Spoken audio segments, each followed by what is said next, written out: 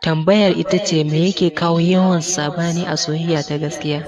A zahirin gaskiya duk inda soyayyar gaskiya ta kasance to ba a samun karancin fahimtar juna daga masoya. Za ka iya samun masoya ta gaskiya babu wani sunna da farillan da basu cike ba a soyayya. Duk wani mizanin kula da juna ko kuma kiyaye bacin ran juna suna yi daidai gurgudu, amma kuma a ƙarshe ka rika samun saɓani na shiga a tsakaninsu. Wannan ya bata wa wannan, wannan ya bata wa wannan, wannan ya shiga damuwa a sanadin wannan, wannan ya shiga kunci ya shiga damuwa a sanadin wannan. Idan har ka samu kanka cikin wannan yanayi, idan ke ma kika samu kanki cikin wannan yanayi, dan uwana da yar uwata ba wai ina so in muku wazi bane, face dai ina so na fada muku cewa akwai tasirin shedan a cikin soyayyar ku. Idan za ku yi tunani a kaf abubuwan da shedan yake farin cikin lalacewar su, aure yana daga ciki lamba ɗaya. Dan haka daga lokacin da ka sa a ranka cewa kana so za ka aure ta, to tabbas ka fara gamuwa da bacin rai kenan, domin za ka riga ji a ranka cewa ba komai ne za ka iya lamunta ba.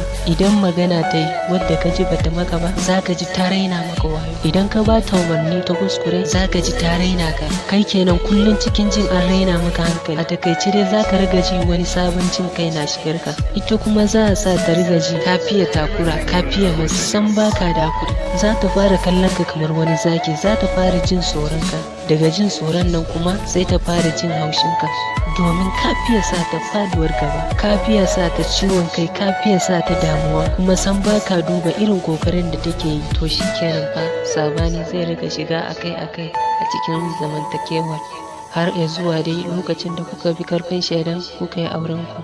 A ƙarshe ina so ka lura da wani abu, ko kuma yana so ku lura da wani abu gabaki ɗayanku. Duk namijin da ya ce yana son mace kuma a zuciyarsa babu niyyar aurenta amma akwai niyyar lalata da ita, to idan za ku lura da wannan namijin zai kasance ne mai yawan ba da uzuri, mai yawan lamuntan abubuwa. Shashanci komi yawansa a kansa zai lamunce. Idan ta yi masa laifi, kafin ma ta bashi hakuri zai ce a'a ba komai ba komai. A kullum cikin zuciyarsa hakuri ake bashi, cewa kai hakuri, ka kusa cin manufinka. Daga haka kuma zai ci gaba da jure wulakanci komai girman har ya zuwa lokacin da zai kammala aikinsa ya yi tafiyarsa. A wurin sabawa Allah shedan na iya taimakawa, amma kuma a wurin aikin Allah kuma shedan yakar abin zai yi. Wannan shine abin da ya kamata ku lura.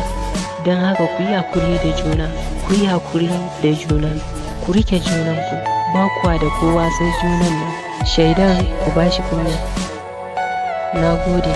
Idan wannan jawabin nawa ya burge ka, ka danna mana like. Idan wannan shine farkon zuwan ku wannan tashar namu, dan Allah ku danna mana subscribe, sannan ku matsa alamar ƙararrawa ta yadda za a sanar da ku duk bidiyon da muka ɗaura. Na gode.